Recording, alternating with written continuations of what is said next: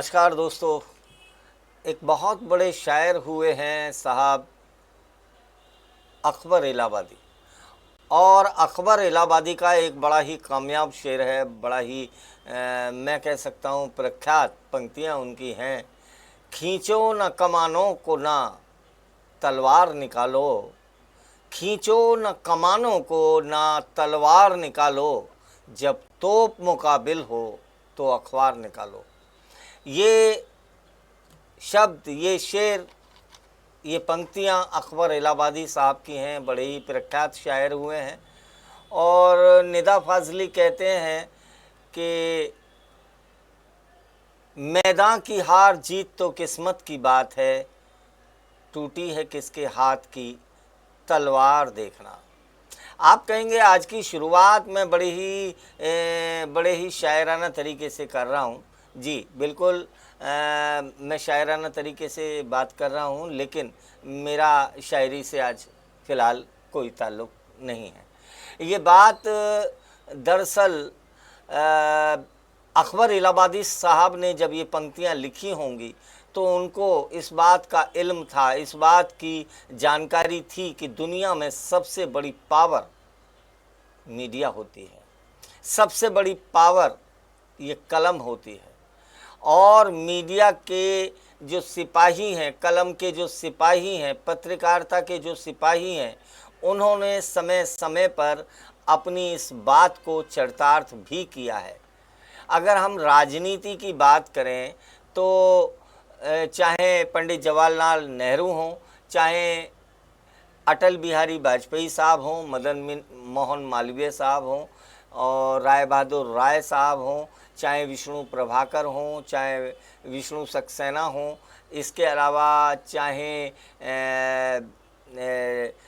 दीक्षित साहब हों जो भारतीय जनता पार्टी के बड़े नेता रहे, सभी पत्रकारिता क्षेत्र से आए हैं। और आज भी बहुत सारे ऐसे नेता हैं जो पत्रकारिता क्षेत्र से आए और आज बड़े बड़े पदों पर आसीन हैं, राजनीति में अपनी योगदान दे रहे हैं। जिसमें एक बड़ा नाम मैं कह सकता हूँ न्यूज़ 24 के जो फाउंडर हैं राजीव शुक्ला जी का, जिनकी धर्मपत्नी अनुराधा जी इस वक्त चैनल को देख रही हैं और वो एक बड़े पद पर हैं, राज्यसभा में सांसद हैं इस वक्त। तो मैं ये कहना चाहता था आपसे कि राजनीति में बहुत बार पत्रकार आए हैं और बड़े कामयाब स्तर तक पहुँचे हैं। आप कहेंगे ये बात सब करने का मेरा क्या मकसद है?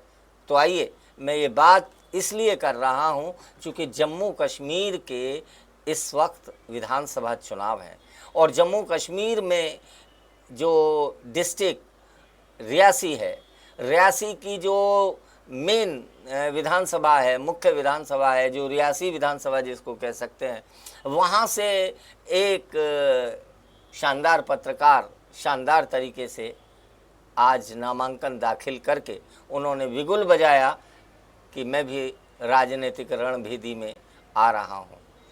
और जब ये वीडियो हमारे पास पहुँचा तो हम इस बात के लिए मजबूर हो गए कि आइए उस वीडियो को देखते हैं।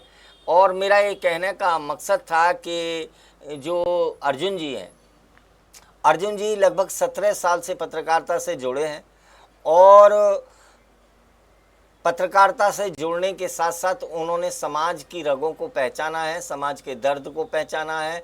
और उन्होंने, देखिए एक बड़ी बात हो जाती है कि उनको, वो अगर कोशिश करते तो किसी भी राजनीतिक दल से उन्हें टिकट मिल सकता था, लेकिन कहीं ना कहीं उन्होंने तमाम राजनीतिक दलों को, चाहे वो कांग्रेस हो, चाहे वो बीजेपी हो, चाहे वो पीडीपी हो, चाहे वो एनसी हो जो नेशनल कॉन्फ्रेंस फारूक अब्दुल्ला साहब की है, उन्होंने सबको नकार दिया और निर्दलीय रूप से इंडिपेंडेंट होके मार्केट में आए हैं, इस रणभेदी में आए हैं, इलेक्शन में आए हैं, चुनाव के मैदान में आए हैं। हालांकि आज हमने कोशिश की, उनसे बातचीत तो नहीं हो पाई, हम बहुत जल्दी उनसे बातचीत करेंगे, अपने चैनल पे लाने की कोशिश करेंगे और चाहेंगे कि उनके दिल में क्या है ये भी जाना जाए, समझा जाए। और जो निदा फाजली का मैंने शेर बोला कि मैदान की हार जीत तो किस्मत की बात है, टूटी है किसके हाथ की तलवार देखना। कौन जीतेगा कौन हारेगा ये बात अलग है, लेकिन रियासी की ज़मीन पर पत्रकारिता ने हुंकार भरी है। और जब जब पत्रकार समाज की संवेदनाओं को लेकर सामने आता है, तब तब एक बड़ा खेल होता है, तब तक एक बड़ा सिलसिला शुरू होता है और तब परिस्थितियां बदलती हैं, बदलाव आता है, परिवर्तन होता है। तो आइए पहले चाहते हैं कि आज उन्होंने नामांकन किया है रियासी विधानसभा के लिए। अजय जी ने, उनका एक अखबार भी निकलता है और वो फेसबुक और यूट्यूब चैनल भी चलाते हैं। मुझे उसका नाम शायद याद नहीं आ रहा, JK एक्सप्रेस समथिंग उसका नाम है। बहरहाल वो पत्रकार साथी हैं, हमारे पत्रकार बंधु हैं और प्रेस कोर काउंसिल उनको सपोर्ट करता है। आपके चैनल देखने वाले सभी दर्शकों को मेरा नमस्कार, और जितने भाई हमारे साथ हाथ जुड़े हैं इनका मेरा तहे दिल से शुक्रिया कि ये युवाओं की आवाज़ है। युवाओं के लिए अर्जुन जी सामने आए हैं और जैसे कि आप मैनिफेस्टो की बात कर रहे हैं, हमारा मैनिफेस्टो बहुत क्लियर है। From talking about starting from religion से नौकरियां देने तक हमने अपने मैनिफेस्टो में सब रखा हुआ है।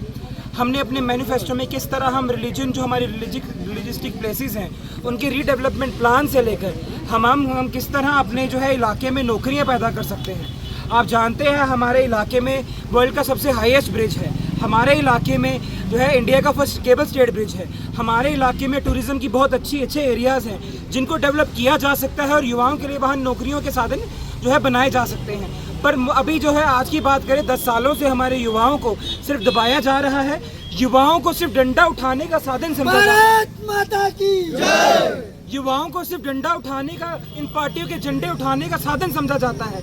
और हम आज इस मुहिम में इसलिए उतरे हैं कि हमारा नारा था कि अब की बार युवाओं को मौका देंगे, और युवा हम सबसे निकलकर सामने आया है। और कोई वो अमीर खानदान का युवा नहीं है, एक हम सब में से निकला हुआ युवा जिसने अपनी ज़िंदगी में पढ़ने के लिए बहुत ज़्यादा जो है प्रयास किए हुए हैं, वही युवा निकलकर आज हमारा सामने आया है। और आप देख रहे हैं कितने तादाद में आज रियासी के आगे पीछे के और ख़ास रियासी के लोग हमारे साथ जुड़े हैं। तो हम युवाओं का एक ही मकसद है कि अब की बार युवाओं को मौका दिया जाना चाहिए और युवाओं के लिए नए नए रास्ते, तरक्की के रास्ते। आदमी को दी टिकट, करोड़ोंपति लालों को पार्टियां टिकटें देती हैं, उन करोड़ोंपति लोगों को हमसे क्या लेना देना है।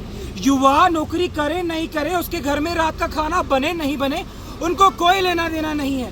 कुछ पार्टियां तो ऐसे कैंडिडेट खड़े कर देती हैं जो गरीबों के घर जाके हाथ लगाकर पानी का घूंट तक नहीं पीते हैं। और एक हम लोग हैं, हमारे बीच एक कैंडिडेट है जो उस गरीब परिवार से, मध्यम वर्ग के परिवार से निकल के आता है, हर किसी को साथ लेके जाने की बात करता है, युवाओं की बात करता है। अब ये हमारे रियासी कॉन्स्टिट्यूएंसी के लोगों को और युवाओं को चाहिए कि हमें एक ऐसा लीडर चाहिए जो लोगों के घर का खाना खाने से पहले 10 बार सोचता है, उनको छूने से पहले 10 बार सोचता है। या हमें ऐसा नेता चाहिए जो हम सबके सुख दुख में हमारे साथ खड़ा हो।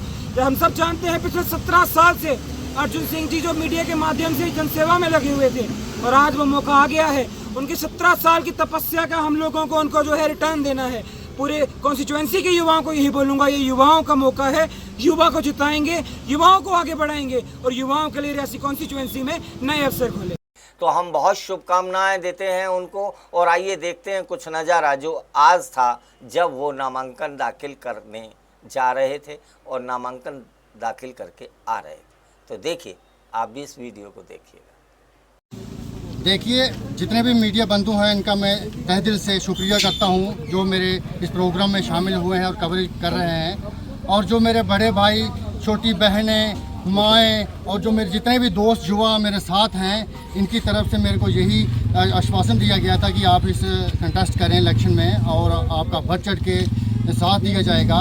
मैं आपको साफ तौर पे एक ही बात कहूँगा, मैं युवाओं के साथ हूँ, युवाओं के रोजगार के लिए प्रावधान लाऊंगा। और युवा एकता जिंदाबाद, युवा एकता जिंदाबाद, युवा एकता जिंदाबाद। रियासी की जो कॉन्स्टिट्यूंसी है जहाँ से मैं कंटेस्ट कर रहा हूँ, रियासी की विधानसभा के लिए मैं अपने युवाओं के लिए काफ़ी सारे काम लाऊंगा। अगर ये युवा मेरा साथ देते हैं, मुझे जितवाते हैं, तो मैं जहाँ पे रोज़गार का साधन लाऊंगा, युवा खासकर युवाओं का साथ दूंगा, युवाओं के बीच रहूँगा।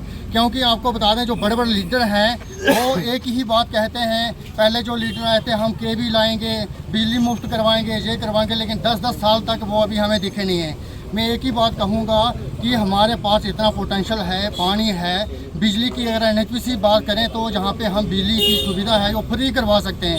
क्योंकि NHPC द्वारा यही कहा गया है कि हमारे जो 5 किलोमीटर के दायरे में जो गांव आते हैं उनको गोद लिया गया है। लेकिन मुझे ये समझ नहीं आ रहा है कौन से गाँव जो गोद में लिए हैं। अभी तक ये जो 5 किलोमीटर के दायरे में बिजली नहीं दे पाए हैं। हम इस पे एजुकेशन करेंगे। अगर हमें ये युवा मेरा साथ देता है, रियासी से मुझे जितवाता है, तो मैं हर युवा का जो काम होगा। बात करें स्मार्ट मीटर की, जब जो आने वाले दिनों में स्मार्ट मीटर लगने वाले हैं, मैं अर्जुन सिंह वादा करता हूं युवाओं के साथ, अगर जब स्मार्ट मीटर की बात आएगी तो सबसे आगे अर्जुन सिंह खड़ा होगा। अगर जेल भी जाना पड़ा तो मैं युवाओं के लिए जाऊंगा। अर्जुन भाई तुम आगे बढ़ो, हम तुम्हारे साथ हैं, भारत माता की। क्या लग देखो, ये तो जब रिजल्ट आएगा तभी ही देखा जाएगा कौन जीतेगा कौन हारेगा। लेकिन अगर इसी तरह मेरे युवाओं ने मुझे साथ दिया तो ज़रूर जीत हासिल होगी। तो मैंने देखिए, जो मैनिफेस्टो है मेरा, हमारा सबसे ज़्यादा रियासी के जो छोटे छोटे काम हैं, ये हमारे जो नेशनल जो काम हैं, हम नहीं वो उस पर दिखाएंगे कि झूठे वादे करवाएंगे कि हम ये करेंगे वो करेंगे। लेकिन जो हमारे मेन मुद्दे हैं, बात करें टोल प्लाजा की, तो टोल प्लाजा 10 साल से लोग फ्री करवाने के चक्कर में हैं, लेकिन रियासी को अभी तक ये फ्री नहीं करवाए हैं। लेकिन मेरी यही कोशिश रहेगी कि अगर फ्री नहीं हो पाया तो कम से कम रियासी के आई कार्ड बने, जो गाड़ियाँ हैं इनसे कंस्ट्रक्शन हो, और ये जो रियासी की जनता है इसके लिए मैं काम करूँ। युवा तो देखा आपने किस तरह से ढोल नगाड़े बज रहे थे, किस तरह से लोग नाच रहे थे। और शायद ये रियासी में एक बदलाव की ब्यार है जो आने वाले समय में देखने को हमको मिलेगी। हार जीत किसकी होती है ये वक्त बताएगा, लेकिन रियासी में मूलभूत सुविधाएं बहुत हैं। भाजपा की सरकार अब तक इससे पहले प्रदेश में थी, उसके बाद राष्ट्रपति शासन हुआ, और रायसी के विधायक की बात करें तो वो भी बीजेपी से जुड़े हैं। हालांकि भारतीय जनता पार्टी के जो प्रत्याशी हैं, उनके जो समर्थक हैं, वो विकास की बात करते हैं, लेकिन विकास कहीं दूर तक नज़र नहीं आता है। और यहाँ ये भी कह सकते हैं कि मूलभूत सुविधाओं से भी रियासी की जनता अभी दूर है।